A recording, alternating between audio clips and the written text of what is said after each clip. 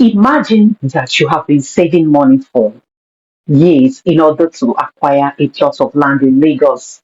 And eventually, you are able to secure a plot of land after several years of savings.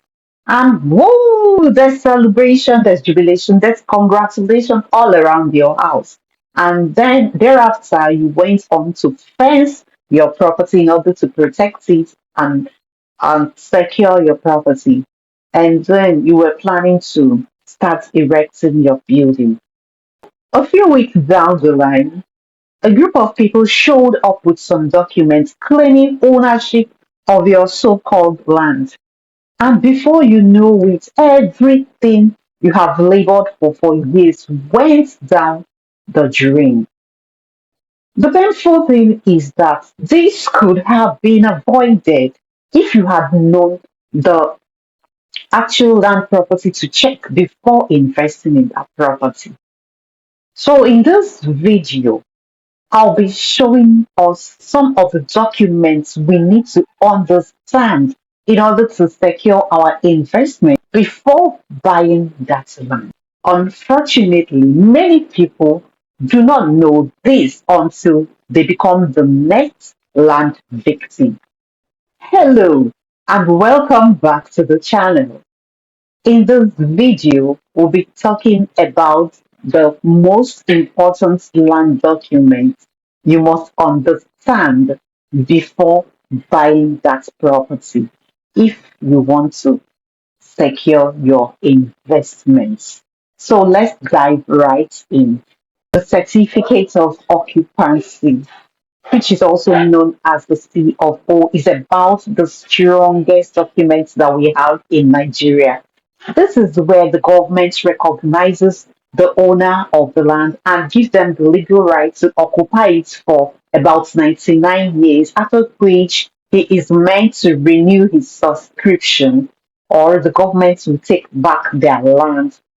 So let's take it that a man buys land now and he wants to be sure that it is legally his own.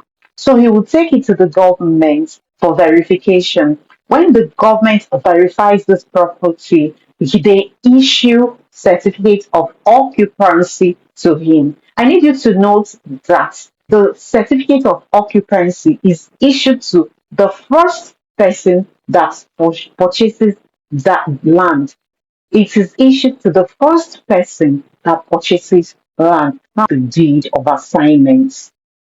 This document shows that the land has been legally transferred from the seller to the buyer. And without this document, there is no proof of ownership. There is no transaction between the seller and the buyer.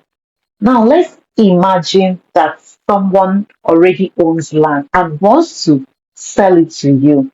Now, after you sell the land, the document is required to show that the land has been transferred to you. So this document is what we call the deed of assignment, containing the name of the buyer and the seller, and it is usually prepared by a lawyer. See, without the deed of assignment, there is no transfer of ownership. Governor's consent. In Nigeria, land belongs to the government. They own all the land in Nigeria. So now, when someone buys a land with C of O title, the governor has to approve the transfer of the transaction. That's what we call governor's consent. Now, let's say you bought a land that has a C of O title. You need to go for that to perfect this title. The reason being that government cannot offer C of O title to more than one person on a particular plot of land. Gazette. Gazette is an official government publication. That is when land from the community has been approved by the government to be released for private ownership if a land is in a gazette. It means that government has approved that an individual can now own this property. So many land in Lagos originally belongs to the government, but sometimes governments approve some of those lands for people to own. So when that happens, the land information is all recorded in an official government information called the Gazette. Accession.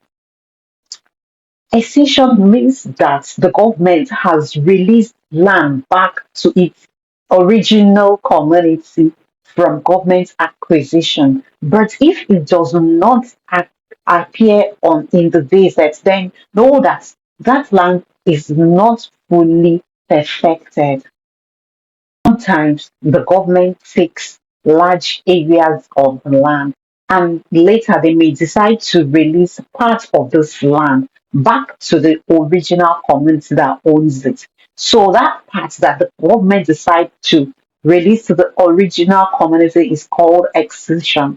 So it means that the government has allowed the land that's exercised part of the land to be owned by individual. So if you are buying an exercise land, you need to be sure that it is listed in the Gazette. Survey plan.